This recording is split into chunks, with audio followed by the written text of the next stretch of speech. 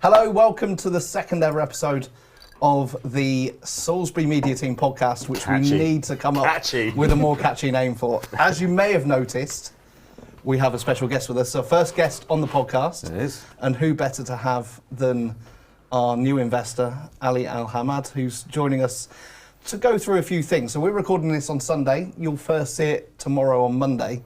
But we thought we'd get ahead of the curve, get some of those questions in. I feel like I should applaud. I was impressed you said the name correctly. that some of our supporters might have. I'm going to take a bit of a back seat because I know lots of the answers, so it might be pretty hard though.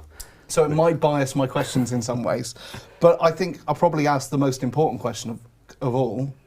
Why have you chosen to invest in Salisbury? So that's a really good question. It is in the heart of everything. So I was looking to invest in a English football club, but to be more specific, I wanted the south. The main reason is because I'm from Kuwait and I wanted to fly conveniently to Heathrow and for it to be close by so I can easily come to the games, take care of business, whatever needs to be taken care of. So that was the main reason.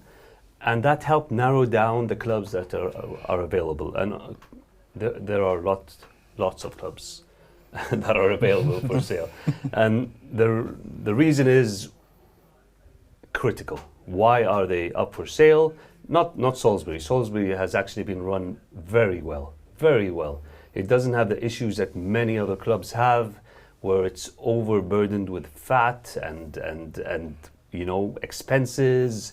And it's so heavy, so that is what I'm aiming to keep it at. Honestly, I am going to keep it lean, a smooth business where everything will be continuing to run with continuity and sustainability. How will that happen with the increased footballing budget, you ask? Good question, Andy. So should we just go? So I have my own podcast in Kuwait, a business podcast. So I'm totally at ease, you know. We might be guests on that one day. More experience in podcasting than us. But I wear the gown and all that stuff, you know. It's a bit more formal. So the way how I plan to do it is obviously one, I'll be injecting equity. It will not be a loan into the club, and I will work on the footballing budget with Brian, and also trying to get numerous revenue streams from all over. It's just not simply trying to hope and pray, you know, that we will get, we will increase X or Y, or the sponsorships will start to fly in. We will try our best to increase or to increase the exposure of the club, mainly through what you guys are doing, through media. You know, social media is critical. The more people we get, the more people that know us, the more people are willing to pay to be a part of our journey, which I hope, and I will, you know, be very diligent and careful about in achieving, honestly. So I think that was like watch out, a bunch of amateurs were coming to get you. Yeah, wow. Just not too far off from that, but maybe a different different style. A different style. I mean, if I can just cut in there, you know, you mentioned the state of the club, and I'd like to just mention the obviously outgoing board chairman Ian Hammond, Jeremy Harwood, Amanda Newbury, Hilary Bilmore, and David Phillips, who have had a very firm hand on the rudder, kept this club safe and where we are today. Yes. It's down to those people, and I know they've obviously done their homework on you to make sure you were right for the club and vice versa. So then that's a really important step, isn't it, for both parties? Very much so. Very much so. So it took me many meetings. They've done their DD. I've flown over from there. They interviewed me basically over here. I met them all before anything was close to being official. I like to think that I was chosen between the several suitors that were down on one knee. Hey, we agree, it's a great club. So let's, if we can find out a bit more about you, Ali, if that's all right. You know, you without getting too personal. Obviously, family man, businessman, and like you mentioned, you're from QA. And Yes. what is Ali all about? So, I graduated from America, as the ugly accent shows. It's in 2003, and then I started working in my father's company for a year, roughly. He's in stevedoring and oil drilling, stereotypically enough. I don't know if that's the right name, but that's that's. And then I started to work on my own. I had a dairy farm, a dairy factory in Kuwait, which we were exporting to the Gulf and Iraq, mostly after the issues that they had. They needed as much food as Produce, they could import it. So that was a huge boom for us. The black swan, as I said, that happens every once in a while. That's an opportunity in business. And I've had over 16 business ventures, some that I have sold off. The latest one was a few weeks ago. It was a crypto exchange. Okay. So I don't know how many people feel about that, but that was one of the business. Most of us don't understand it, Ali. So that was the last one that I worked on. I'm partly out of it. I decided to cut everything off and focus fully on the football team. It's totally different, though. You know, I'm used to, if I go into a business, be it a business that's already there or something that I start from scratch, there's usually issues when you come in. You know, there's to reach the opportunity and the potential, it requires a different style than what is required here. Salisbury Football Club, another reason why I was pulled here is because of the potential. I saw a huge potential, more than any other club that I researched and was offered for sale. The area is beautiful. I adored the area and the place. The people are amazing. The story, you know. Although there's what happened in 2015, I'm sure you guys want to touch on that. Yeah, might just mention that in a minute. Yeah. I'll tell you what, let's do that now. I mean, yeah, obviously that's going to be a concern for fans, you know. Yes. Once bitten and all that, and you know that's probably in the forefront of their mind. A new investor coming in and taking over. You're not just going to empty the safe and run away, are you, Ali? No. Very blunt. In 2015, I didn't even know about the story. Okay. I knew that it folded, and the Phoenix Club came out. Phoenix Club, which is Salisbury FC, came out of the ashes, if you will. Yeah. But I did not know the story until I met when we were at that meeting. One of the directors mentioned it. It was new to me, you know. It was put up for sale. I don't know if I can say this, for £1. It was put up for sale. Everyone knows. Well I'm sure. known. Yeah, it's well known. And then a lot of things happened. I'm not even going to say the nationality, but it's like, I don't know. A shifty gentleman. Yeah. 2,000-3,000 miles away from Kuwait, you know. It's like saying there's an Australian who conned an Englishman in New Zealand. All Australians are crooks, yeah. It doesn't really make much sense. And I'm not buying it for £1, you know. I'm actually paying some good amount just to take care of this club, you know. It's there's potential. Yes. And there will be an influx in equity, as I said, in loan. There are many plans for the club. Some I can mention and some I cannot mention. Basically, why shouldn't I? And I mentioned some of them. It's because it might affect the financials of the deals. Yeah, exactly. You know, so if they see me as prudent and all that, they might give me a better price than if I start to talk out of. Exactly. I mean, the three of us have all dealt with the social media, etc. here, and it's the fans are hungry for info, as all football fans are, and quite right.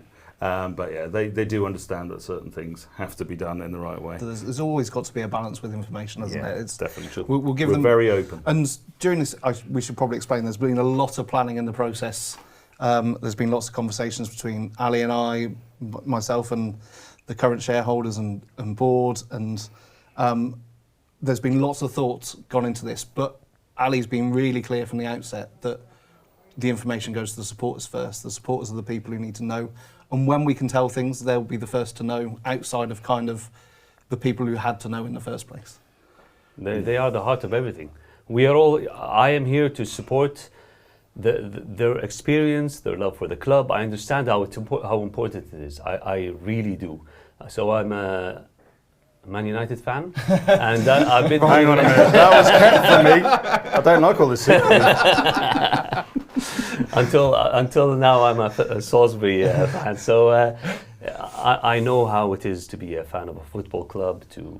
I travel every summer with my boys, and we go to usually Wembley, watch the Community Shield. Now it used to be called the Charity Shield. Now it's the Community Shield. And then we go up to Manchester, watch the games, and back to London, back to Kuwait. So I do love football, and I like to think I do understand it pretty well. So I've had great conversations with Brian. I'm sure you guys might be asking me that. I'm jumping the gun. Toby, please just stop. Tell me, settle down. As a Manchester United fan, you must be aware of their issues with their hierarchy and their fans. How important do you believe the communication between yourself and the fans will be in your tenure? So, another really great question. United had a lot of issues, especially with the Glazers, where they would be totally hands off. They would not understand what is going on. They created a mantra around the club where they are willing to overspend unrealistically. But United is a totally different animal than what we have here. So they have the commercial flex, the power to cover up their mistakes, if you will. So even if they pay 90 million for Anthony, or 40 million for Onana, or whatever these fees are, it's a bit of an oopsie. We move on. A bit is an understatement, yes. So it can be covered up by the increased revenue in the commercials. You know, when they traveled to Malaysia a few weeks ago after the season ended, it was I think they got 8, 9, 10 million pounds just for that few games they played over there. We don't have that here. We have to be really careful. Every step we take has to be studied once, twice, 3 times, and that is what I bring. You know, the business experience where I've been through it all, and I have the right people around me. So it's not a one-man show. I have a guy who's a CFA on my right-hand side. He's smart. He leads an investment company in Kuwait.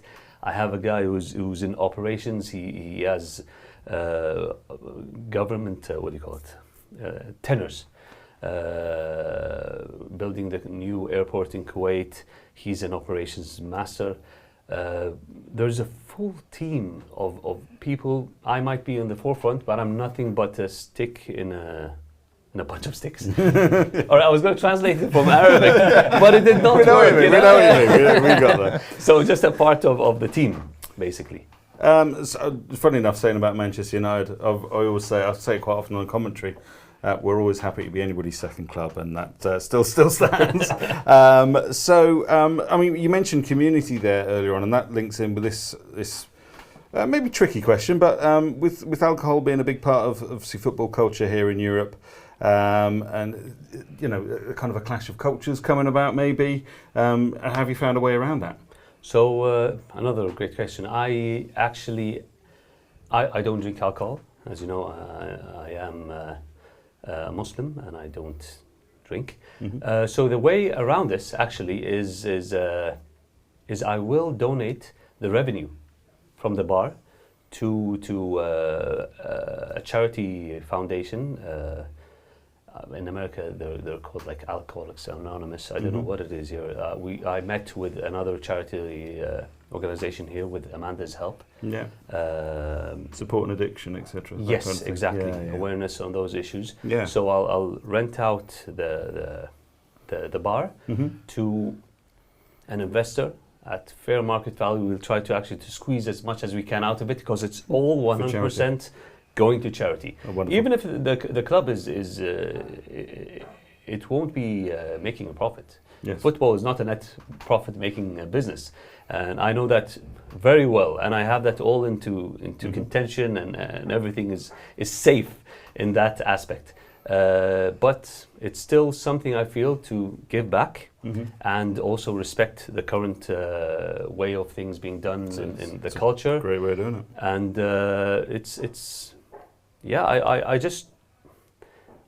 I need a bit of time. Yeah. You know, I understand the bad that had happened before. I do. Yeah. And I think we just need a bit of time, you know, just to prove ourselves, to show everyone that we are not here to make a quick buck, if you will. We are here to. I'm in love with the football club already.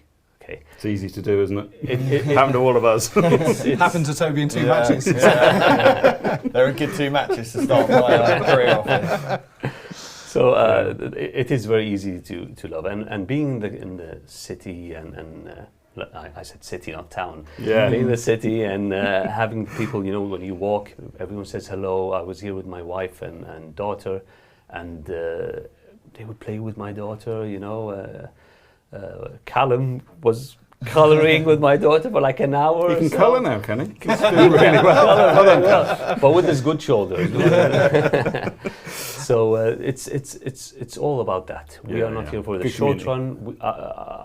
I really want to build something that is sustainable, and our plans will come to show. They will come to show. They just need time. You know, there's a lot of work to be done. I'm not short. I'm not saying anything about the old management or the way it was run. I'll say this. I said this before and I'll say it again. They have done a wonderful job. Yeah, I agree. Ian, Amanda, the whole team. I'll focus on those two, Ian and Amanda, because they are the ones that I have been around most with, and talked to a lot. Amanda has her heart totally on the club, and Ian, everything he has done. I'm not sure if the viewers now know exactly how much they have done. I have been on the other hand of, you know, the headmaster when he has the ruler out and I don't think they can do this. Not allowed anymore. Apparently it's not allowed. Nowadays, you know, they were pretty strict, you know. They'd make sure you were going on the right path. My knuckles got wrapped a few times. That is how much they care about it. Yes, the way they've spoken to me. Ian is a true gentleman, you know, and a real honourable man. Many of the things that he has done, I cannot even mention. I'm not sure if I can. We do touch on it sometimes on commentaries, and in the first podcast, I'll give him a shout out because, as like you say, absolute gentleman.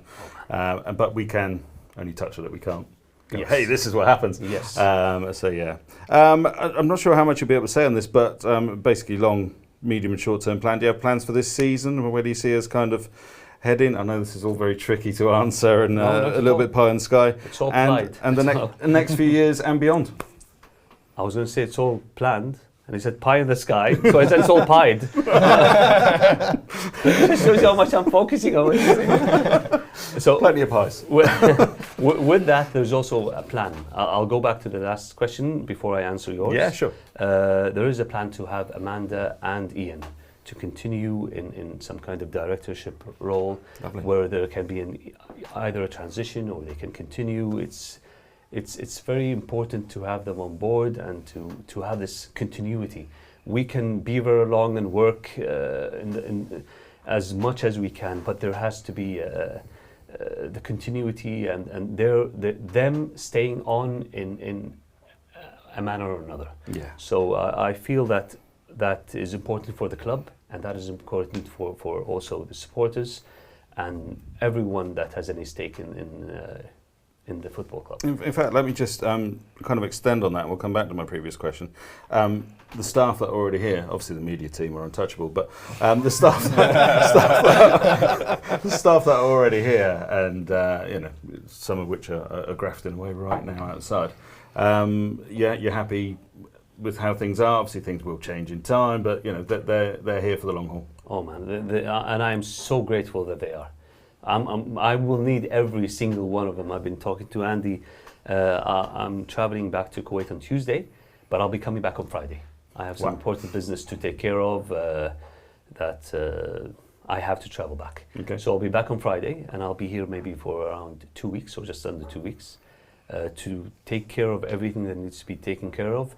And one of those is meeting every single person who has helped, volunteered, and done anything for the club. It's an amazing group. So I would love to meet them, and I appreciate them continuing and having basically the ownership that they've had in the past for the future. So continuity is key. That is not what I'm looking at.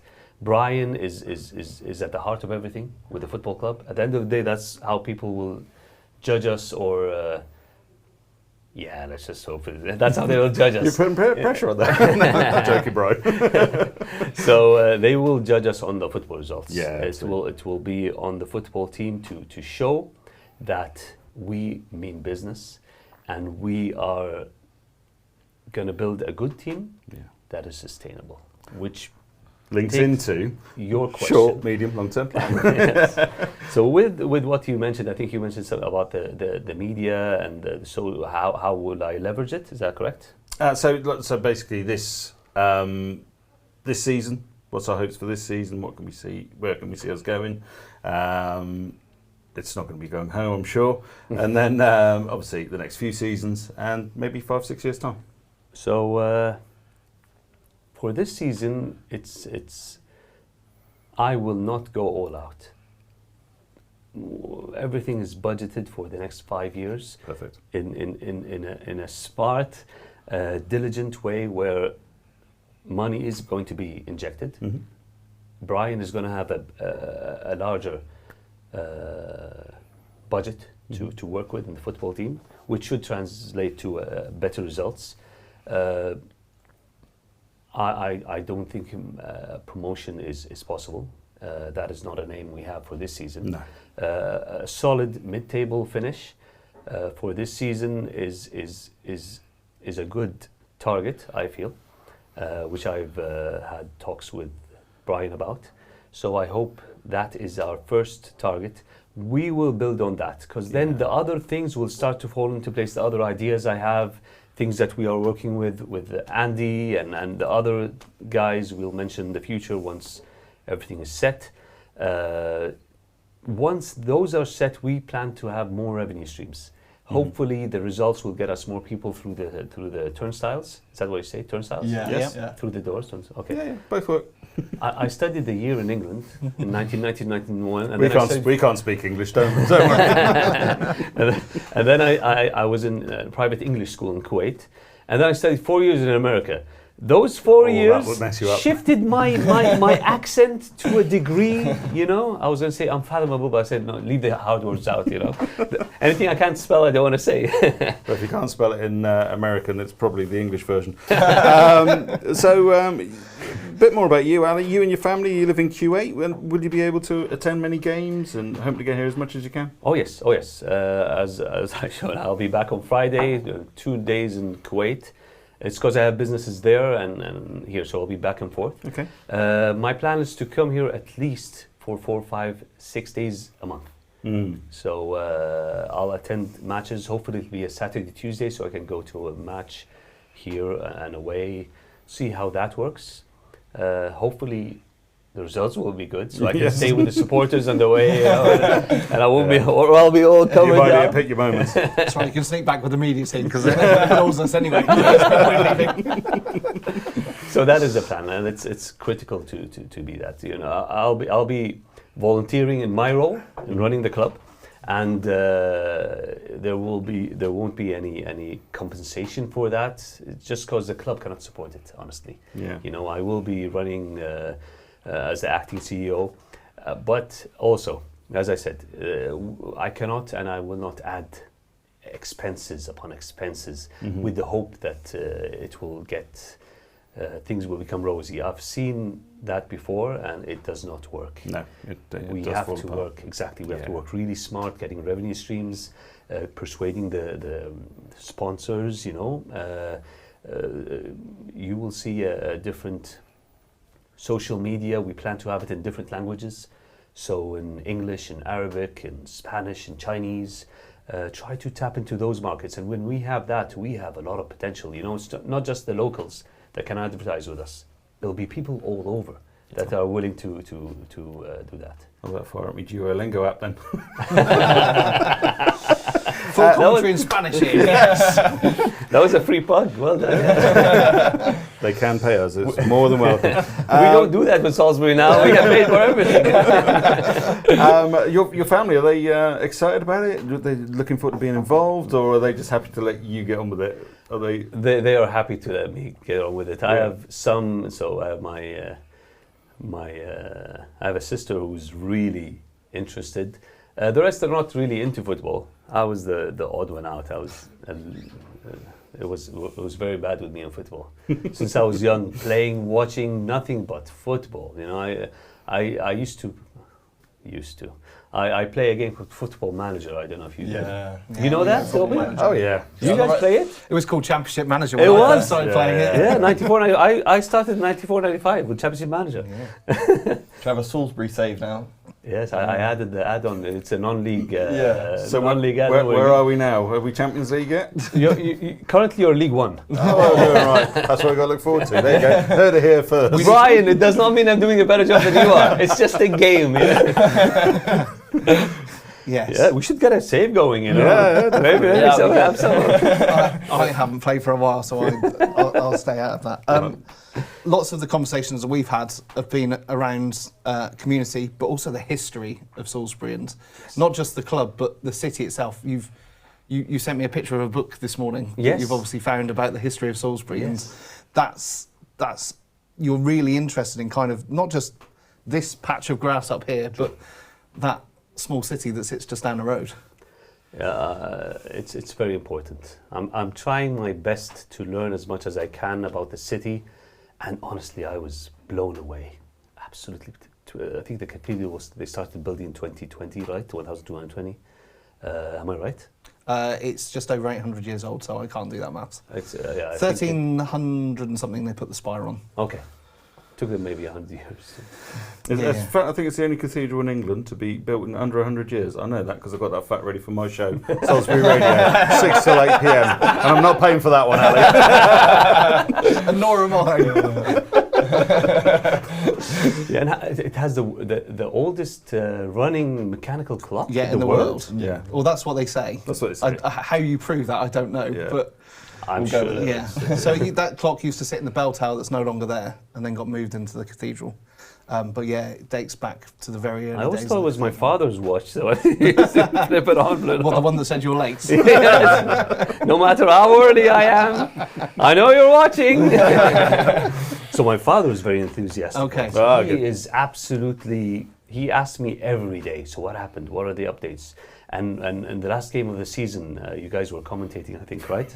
Against. You didn't Wedding. witness that, did you? all three of us were on that Yeah, one. we were. I was.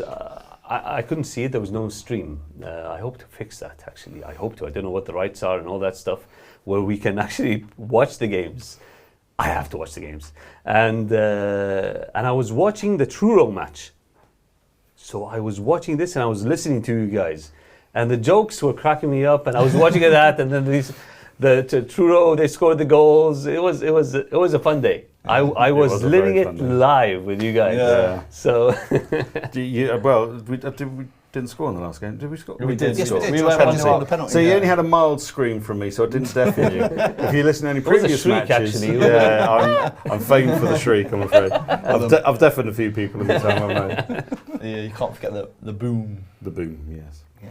Excellent. So, I mean, I think we, unless anybody else has more questions, I think we could move on to the kind of players coming and going so far, Andy. Yeah, we can do that. Yeah. You've got a list. I have remember got a list. couple. So, I mean, we'll kind of fly through them. It's all common knowledge, but it's kind of important to cover. Obviously, Josh Summerton and Owen Dorr so far from last season. There are still offers in for Ryan and Noah, isn't there? So that'll all come out in the wash, I'm sure. Matt Briggs, was he right wing from Dorking? Yeah. Huge amount of experience at this level and the league above, as well as I think he's been with Dorking for pretty much all of their promotions from pretty much near the start all the way up through. So he's a player who knows how to get promoted and how to win in leagues, but also comes with experience of this, a huge amount of experience in this league. And a fair amount of experience in the league above too. Did he play like 800, 900 games? It's a crazy amount of games. Unbelievable. And you know, It's the Iron Man. I think, Real Iron I think we Man. found out last season just how important having experience in this league is, because it is vastly different to where we've come from. So yeah, it is a very specific league, and it's getting more and more challenging, I think, with a lot of full-time teams, etc. And Toby's been living the supporter's life, because every time we've made an announcement about a player, Toby's like, "How have we done that?" Yeah. No, I get really excited. We will come back to that, I think, after this. I would like to kind of cover that. So we've got Jordan Ngalo, is it? Is that how you pronounce it? Centre back from Dorchester. Well, he plays plays midfield, more in midfield Centre these days, defence. but yeah, again, Like an anchor. another player who's played high, played in the National League with Weymouth, Okay. before taking a step back to step 3, and he's the player that excites me most, because there's clearly potential there, and he looks like he's a powerhouse. Exciting. Brian's very excited about it. Yeah. Very excited. You could tell from the reaction on social media from the Dorchester fans how important he was for them. Yeah. So Yeah. hopefully, Sorry, if that's Dorchester. anything to go by, then he'll be a proper fan's favourite here. Sorry, George, we're good friends with you. Mike Atkinson from Hampton, centre mid. Yeah, the first of our 2 players so far from Hampton. Yeah. Brian, in his interview that I did with him on Thursday, Yes. clearly was excited about him, saying that he's the sort of player that we've not had for a while. That sitting midfielder who's able to break up play, and then kind of like Claude Makelele is what I'm reading into it. Win the ball, give it 5 yards. That's my work done. Yeah. Is what I read from that. Yeah. Chelsea. He said potentially not the most glamorous signing on paper, but hopefully the most effective signing, which I Very thought was important. quite a big thing to say about him. Yeah. Josh Keir, centre mid, again from Hampton. Yep. Young, exciting.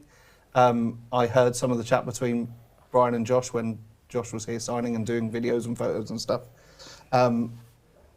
I think Brian is going to look to have him in a slightly more advanced role than he may have played at Hampton, and thinks that he can bring assists and goals to his game. Tommy Willard literally plays everywhere by the looks of this from Worthing. So Tommy's we're a bit lucky with Tommy. He lives in Andover. Yes. He's making a long old trek to Worthing, and again the Worthing supporters seemed disappointed that he'd left there. So he's been playing near the top of this league. So it's really hard not to keep repeating I myself. know, yeah, Another it's- good acquisition. Ollie Bray, centre forward from Aldershot. This is kind of the most unknown of the lot. United saw enough of him to give him a trial where he played 2 games for them in Premier League 2. I mean, the other clubs are available. And Aldershot fans, again, disappointed to see him leave. Toby's, I think, has done a bit more research. Well, I'd seen that he scored a goal at the Hawthorns against West Brom in the Cup for Aldershot, I think. So that could be an exciting one. Spent a little bit of time on loan at Western last season. And from what I hear, they might have been amongst the clubs that were trying to get him this summer as well. Yeah, So well, and he's 6'3", is it? 6'3". he's a big lad. He's a handsome lad too. Yeah. Right, Andy, calm down, lad, calm down. So, I mean, on all those players, obviously, before Ali was, the I's have been dotted and the T's have been crossed. Having to kind of work to, if things didn't work out, shall we say, had to work to kind of 2 budgets. So people are getting very excited about these, but actually financially not a risk at that point. From what I understand, it's been a balanced risk. I don't know how to say how Gotta be far. careful what we say. Yeah, exactly. Things are complicated, but I know you've been having lots of conversations with Brian about squad budget and all those kinds of things. But obviously, until things were ratified and things got to this point, The ink had dried. it's not 100%, was it? So No. it's had to be a balance. Of course, of course. Just in case. That was the case. You never know with these deals, but in